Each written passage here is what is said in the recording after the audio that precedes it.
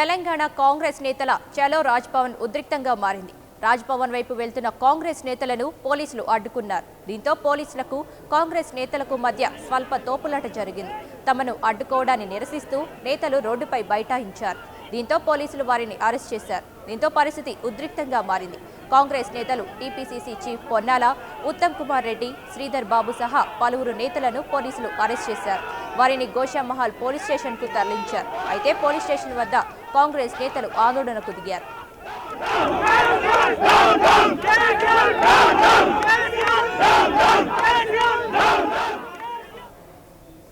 కాంగ్రెస్ నేతల ర్యాలీపై మరింత సమాచారం మా ప్రతినిధి శ్రీధర్ ప్రసాద్ అందిస్తారు. ఓటు శ్రీను. సౌమ్య అరెస్టుకు నిరసిస్తూ ఇక్కడ గోషామహల్ స్టేడియంలో కాంగ్రెస్ నేతలందరూ కూడా ఆ ధర్నా చెప్పడం జరిగింది. ఇప్పుడు మనం లైవ్ లో చూస్తున్నాం. ఇక్కడ పొన్నా లక్ష్మయ్యకు స్వల్పంగా గాయాలు కూడా అయ్యాయి మనం చెప్పుకోవచ్చు. ఆ చేతికి కట్టుకట్టిన దృశ్యాలను కూడా మనం చూసుకోవచ్చు. మొత్తానికి నేతలంతా కూడా కాంగ్రెస్ నేతలంతా కూడా ఇక్కడ గోషామహల్ పిఎస్ లో తమ అరెస్టుకు నిరసిస్తూ ఏదైతే తమ రాజ్భవన్ కు పాదయాత్ర చేపట్టారో ఆ పాదయాత్రను నిరసిస్తూ కూడా ఇక్కడ ధర్నాకు దిగడం జరిగింది. ఇక్కడ పొన్నా లక్ష్మయ్యకు గాయాలైనా కూడా తోపులాటలో పోలీసుల తోపులాటలో అయిన గాయాలను కూడా చూసుకోవచ్చు మనము. మొత్తానికి తమ అరెస్టులను నిరసిస్తూ కూడా నేతలందరూ కూడా ఇక్కడ ధర్నాకు దిగడం జరిగింది. మొత్తానికి ఇక్కడ నేతలందరూ ప్రతి ఒక్కరు సీనియర్ నాయకులందరూ కూడా ధర్నాకు దిగడం జరిగింది. పెద్ద ఎత్తున ఇక్కడ గోషామహల్ యొక్క స్టేడియంలో మనం చూసుకోవచ్చు విజువల్స్ లో అందరూ కూడా ఇక్కడ అరెస్టు నిరసిస్తూ కూడా ఎట్టి పరిస్థితులు ఇక్కడ నుంచి కదిలేదు లేదని చెప్పేసి చెప్పడం జరిగింది.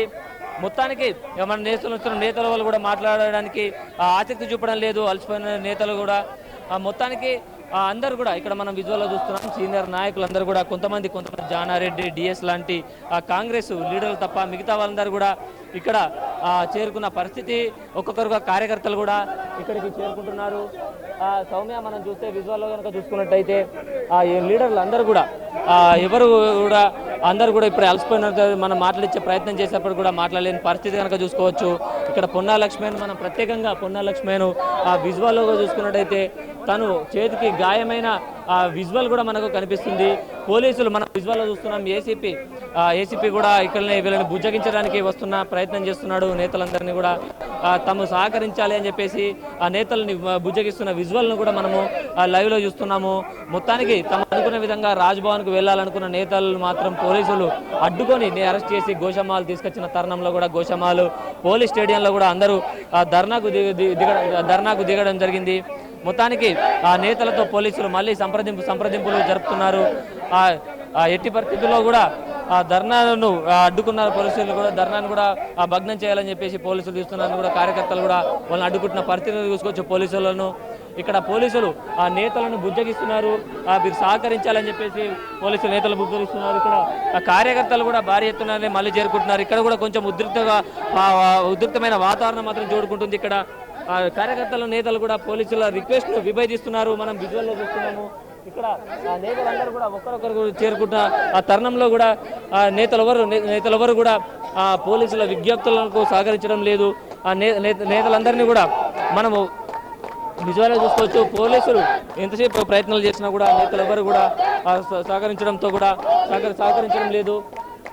మొత్తానికి కార్యకర్తలందరినీ కూడా కూర్చోవాలని చెప్పేసి ఇక్కడ పోలీస్ స్టేషన్లో బయటయించడాన్ని పోలీసులు ఇప్పటికైనా అర్థం చేసుకోవాలి అని చెప్పేసి పోలీసులు ఎంతసేపు రిక్వెస్ట్ చేసినా కూడా ఆ పోలీసుల మాటలు వినడం లేదు. పోలీసులు తమ ప్రయత్నాన్ని కూడా విరమించుకున్న దృశ్యాలు మనం చూసుకోవచ్చు. పోలీసులు కూడా బ్యాక్ వెళ్ళిపోయారు. కార్యకర్తల నుంచి నేతల నుంచి వ్యతిరేకత ఎదుర్కోవడంతో మనం విజువల్ చూద్దాం. దాదాపు